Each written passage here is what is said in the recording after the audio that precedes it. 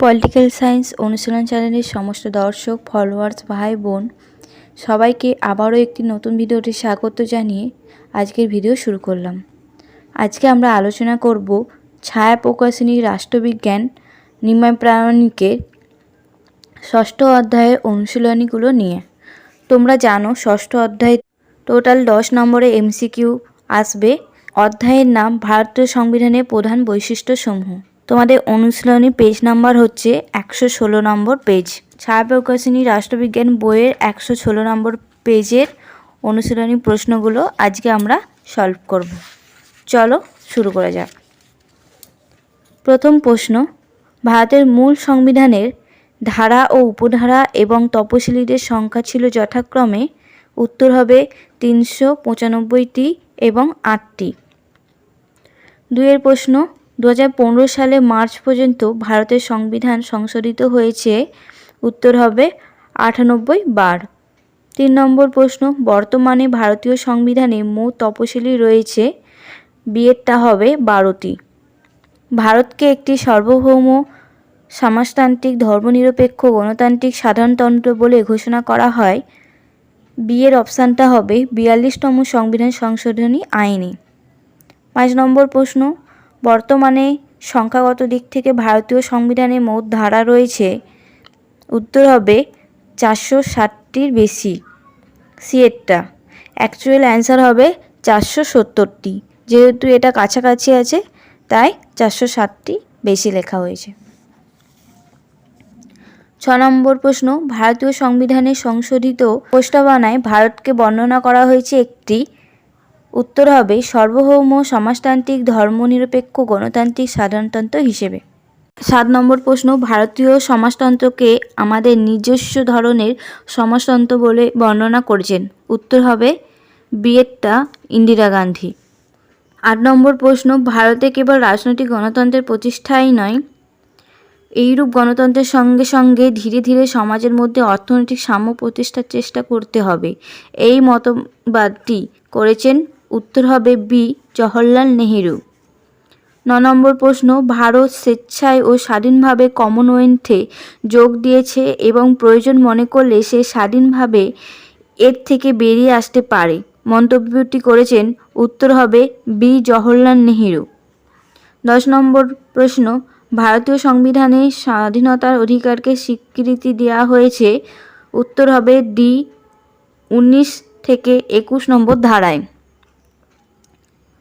11 নম্বর প্রশ্ন, ভারতীয় সংবিধানে সাম্যের অধিকার স্বীকৃতি লাভ করেছে। উত্তর হবে 14 থেকে 18 নম্বর ধারায়। 12 নম্বর প্রশ্ন, ভারতীয় সংবিধানকে যুক্তরাষ্ট্র প্রতীক বলে চিহ্নিত করেছেন। উত্তর হবে সি হোয়ার। 13 নম্বর প্রশ্ন, প্রস্তাবনার বিশেষ গুরুত্বের জন্য এটিকে সংবিধানের সর্বাপেক্ষা মূল্যবান অংশ বলে চিহ্নিত করেছেন। উত্তর হবে বি পণ্ডিত ঠাকুরদাস ভার্গব। 14 নম্বর প্রশ্ন, ভারতীয় সংবিধানের প্রস্তাবনাকে সত্যনিষ্ঠাপূর্ণ সংকল্প এর বেশি কিছু বলে মনে করেন না। উত্তর হবে বি ধীরেন্দ্রনাথ সেন। 15 নম্বর প্রশ্ন, বিচার বিভাগকে শাসন বিভাগের প্রভাব মুক্ত রাখার কথা বলেছে ভারতীয় সংবিধানের। উত্তর হবে এ 50 নম্বর ধারায়।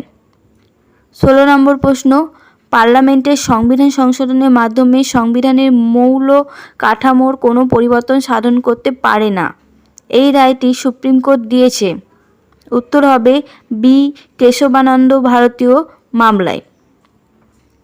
17 নম্বর প্রশ্ন, ভারতীয় নাগরিকদের 11টি মৌলিক কর্তব্য পালনের কথা হয়েছে ভারতীয় সংবিধানের। উত্তর হবে বি 51 ক নম্বর ধারায়। 6 থেকে 14 বছর বয়স্ক প্রতিটি শিশুকে শিক্ষাদানের ব্যবস্থা করা তার পিতামাতা বা অভিভাবকের কর্তব্য। এই নতুন মৌলিক কর্তব্যটি সংযোজিত হয়েছে। উত্তর হবে সি 83তম সংবিধান সংশোধনের মাধ্যমে। 19 নম্বর প্রশ্ন, ভারতে ভোটাধিকারের ন্যূনতম বয়স 21 বছর থেকে কমিয়ে 18 বছর করা হয়েছে। উত্তর হবে বি 61তম সংশোধনী আইনে। 20 নম্বর প্রশ্ন, 6 থেকে 14 বয়স্ক প্রতিটি শিশুকে শিক্ষাদানের ব্যবস্থা করা তার পিতামাতা বা অভিভাবকের কর্তব্য। এই নতুন মৌলিক কর্তব্যটি সংযোজিত হয়েছে সংবিধানের 51 ক ধারায়।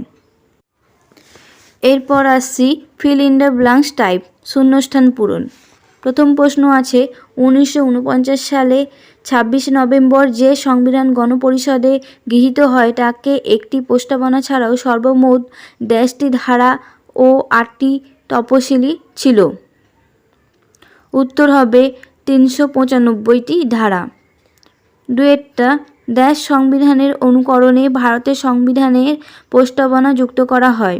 উত্তর হবে মার্কিন যুক্তরাষ্ট্র। 3 নম্বর প্রশ্ন সংবিধানের ড্যাশ নম্বর ধারা অনুযায়ী সাধারণ অবস্থাতেও রাজ্য তালিকাভুক্ত বিষয়ে পার্লামেন্ট আইন প্রণয়ন করতে পারে। উত্তর হবে সি 249 নম্বর ধারায়।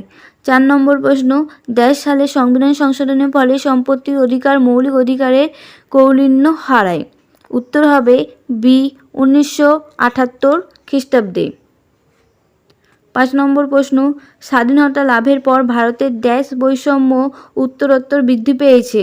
উত্তর হবে বি রাজনৈতিক। 6 নম্বর প্রশ্ন বিশেষত ড্যাশ সালে জরুরি অবস্থা জারি করে কেন্দ্রীয় সরকার কার্যত নাগরিকদের সর্বপ্রকার রাজনৈতিক অধিকার ও স্বাধীনতা খর্ব করেছিল। উত্তর হবে 1975 সালে এর অ্যান্সারটা। 7 নম্বর প্রশ্ন সংবিধানের ড্যাশ অংশে ভারতীয় নাগরিকদের মৌলিক কর্তব্য লিখিত রয়েছে। উত্তর হবে সি 4 ক। 8 নম্বর প্রশ্ন বর্তমানে ভারতীয় সংবিধানে প্রায় ড্যাশ ধারা বহু উপধারা রয়েছে। উত্তর হবে 465 ধারা। অ্যাকচুয়ালি উত্তর হবে 470, যেহেতু এটা নেই 465টা কাছাকাছি তাই এই উত্তরটা বলা হয়েছে। 9 নম্বর প্রশ্ন বর্তমানে ভারতীয় সংবিধানে ড্যাশ তপশিলি আছে। উত্তর হবে 12টি। 10 নম্বর প্রশ্ন সংবিধানে ড্যাশ ধারায় মন্ত্রিসভার দায়িত্বশীলতা সম্পর্কে আলোচনা আছে। উত্তর হবে 75 নম্বর। 11 নম্বর প্রশ্ন মিনার্ভা মিন্স মামলায় সুপ্রিম কোর্ট ড্যাশতম সংবিধান সংশোধনী আইনে কিছু অংশ বাতিল করেছে। উত্তর হবে 42।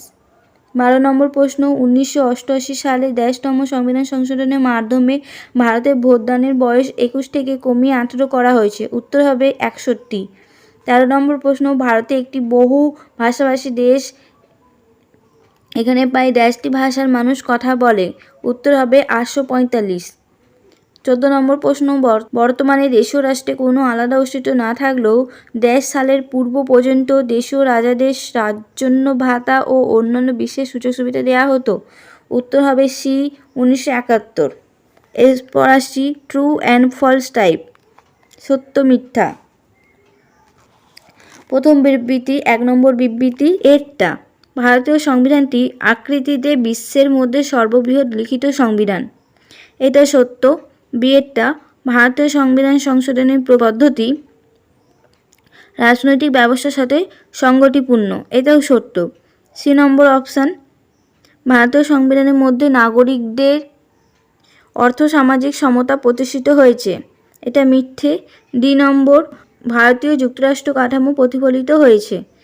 ডিটাও সত্য। তাহলে এ বি ডি সত্য, সি মিথ্যা। সি এর অ্যান্সারটা হবে।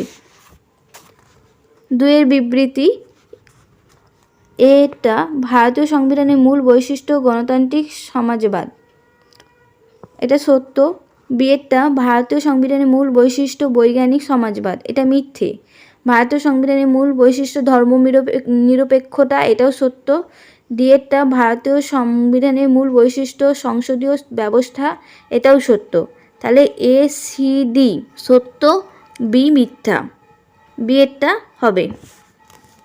3 নম্বর বিবৃতি এরটা আছে সংবিধানের প্রস্তাবনায় ভারতীয় নাগরিকদের আইনগত ক্ষেত্রে ন্যায় বিচারের কথা বলা হয়েছে। এটা মিথ্যে। বিয়েরটা সংবিধানের প্রস্তাবনায় ভারতীয় নাগরিকদের সামাজিক ক্ষেত্রে ন্যায় বিচারের কথা বলা হয়েছে। এটা সত্য। সি এরটা সংবিধানের প্রস্তাবনায় ভারতীয় নাগরিকদের অর্থনৈতিক ক্ষেত্রে ন্যায় বিচারের কথা বলা হয়েছে। এটাও সত্য। সংবিধানের প্রস্তাবনায় ভারতীয় নাগরিকদের রাজনৈতিক ক্ষেত্রে ন্যায় বিচারের কথা বলা হয়েছে। এটাও সত্য। নাগরিকদের সামাজিক ক্ষেত্রে ন্যায় বিচারের কথা বলা হয়েছে, অর্থনৈতিক ক্ষেত্রে ন্যায় বিচারের কথা বলা হয়েছে এবং রাজনৈতিক ক্ষেত্রে ন্যায় বিচারের কথা বলা হয়েছে। এই তিনটেই সত্য। তাহলে বি, সি, ডি সত্য, এ মিথ্যা। সি এর অপশানটা হবে। 4 নম্বর বিবৃতি। প্রথম বিবৃতিতে বলা হয়েছে সংবিধানের প্রস্তাবনায় ভারতীয় নাগরিকদের জন্য চাকুরির ক্ষেত্রে সাম্য প্রতিষ্ঠার কথা বলা হয়েছে। এটা মিথ্যে।